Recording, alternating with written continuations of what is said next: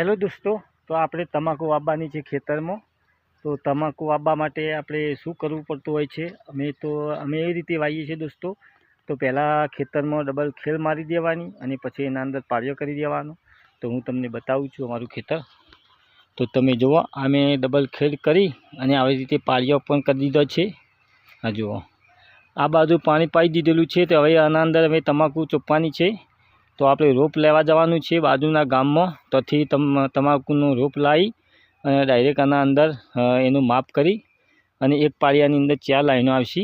જે આ પાળિયું કહેવાય, આ પાળીથી આ પાળીની અંદર 4 લાઈનો આવશે. તો દોસ્તો, આપણે આ રીતે તમાકુ ચોપવાની છે. તો તમે મારો બ્લોગ જોતા રહેજો. તમાકુ કેવી રીતે અમે વાવીએ છીએ એન્ડ સુધી બ્લોગ જોઈ લેજો. સારો લાગે તો લાઈક કરજો, કમેન્ટ કરજો અને શેર પણ કરજો. તમાકુની ખેતી કેવી રીતે કરાય દોસ્તો. હેલો દોસ્તો, welcome back to my channel દોસ્તો. તો આજે આપણે તમાકુનું રોપ લેવા જવાનું છે. તો અહીંયાથી અમારા નજીકમાં લગભગ 15-20 કિલોમીટર દૂર ગામ છે. તો આગળ જવાનું છે વનાગલા ગામ. અમારા વેવીના ઘરે તમાકુનું રોપ કરેલું છે. તો ત્યાંથી લાવી અને આપણા ખેતરમાં અહીંયા ચોપવાનું છે. તો તમે મારા બ્લોગમાં બન્યા રહેજો. તમાકુ કેવી રીતે વાવવાની હોય છે તો તમે મારા એન્ડ સુધી બ્લોગ જોતા રહેજો દોસ્તો. તો ગાઈસ, અમે તમાકુનું રોપ લેવા બસ નીકળી ગયા છીએ. જો આપણું બાઇક છે, તૈયાર થઈ ગયા છે. તો અહીંયા સીધા રોડે જવાનું છે તમાકુનું રોપ લેવા માટે. તો તમે મારા બ્લોગમાં બન્યા રહેજો. આપણે તમાકુનું રોપ ત્યાંથી ચૂંટીને લાવવાનું છે અને અહીંયા આપણા ખેતરમાં અહીંયા લગાવશું દોસ્તો.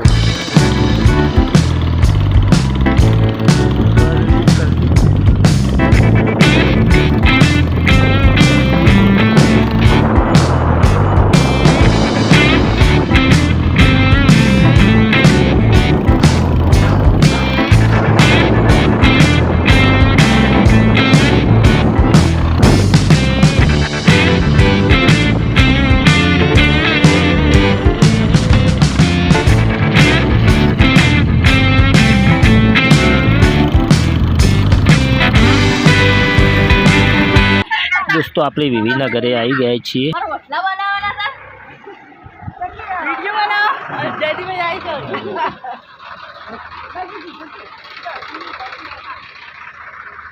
આપણે વિવીના ઘરે આવી ગયા છીએ. તો તમને વિવીનું ઘર બતાવી દઉં છું. જો આ મારા વિવીનું ઘર છે.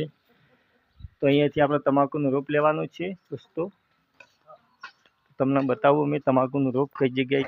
હેલો ગાઈસ, તો આપણે રોપ લઈ લીધો છે. તમાકુનો રોપ આપણે લઈ લીધો, તમે જુઓ. તો આ રોપ લઈ લીધો છે. હવે બસ આ રોપ લઈને આપણે અહીંયાથી જઈશું. તો ઘરે જઈને ચોપવાની છે તમાકુ. મારા બ્લોગમાં તમે બના રહેજો. તમાકુનો રોપ આપણે ખેતરે લાવી દીધો છે. તો આપણે તમાકુ ચોપવાનું ચાલુ કરી દીધું છે. તો તમે બધા અમારા બ્લોગમાં જોતા રહેજો. જો અમારું ખેતર રીતે તૈયાર કરેલું છે. ડબલ ખેલ મારી પાળીઓ કરી અને અમારા મિતેશભાઈ ચોપે છે તમાકુ. મિત્ર ચોપ, તમાકુ ચોપી દે.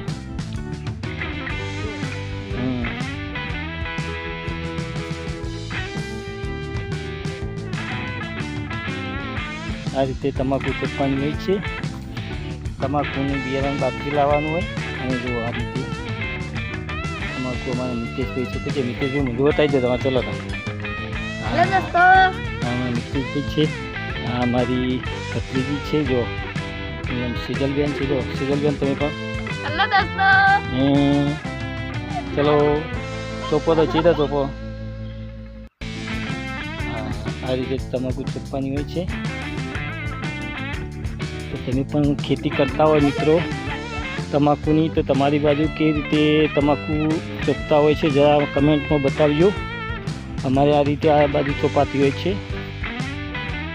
જો આ રીતે તમાકુ ચોપેલી હોય છે.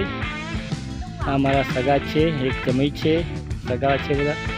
પહેલાં રે અમારા જમાઈ છે અને આ ઘરદાણી છે મેડમ. હા જો જો હસી. આ રીતે તમાકુની ખેતી અમારી તો થતી હોય છે દોસ્તો. તમારી બાજુ કરતા હોય તો કેવી રીતે કરો છો કમેન્ટ કરજો. અમે આ રીતે કરીએ છીએ અને આ રીતે તમાકુ મારે ચોપવાની હોય છે. તો આ રીતે પગ પણ ઊભા થાય. હા, મારા જમાઈ છે અશ્વિનજી. લાઈવમાં આવી છે ને ઘણી વખત. અશ્વિનજી મોઢું બતાવો. તમને ઓળખી ઘણા બધા દોસ્તો. આ રીતે બસ તમાકુ આપણે ચોપવાની હોય છે. ફાઇનલી બધી ચોપાઈ જાય એટલે હું તમને બતાવીશ કે રીતે ચોપાય. તો બસ આ રીતે આખા ખેતરમાં આ ચોપે એ રીતે દોરીથી આ દોરી છે, દોરી વડે ચોપવાની હોય છે. તો આખું ખેતર ચોપવાનું છે હજી.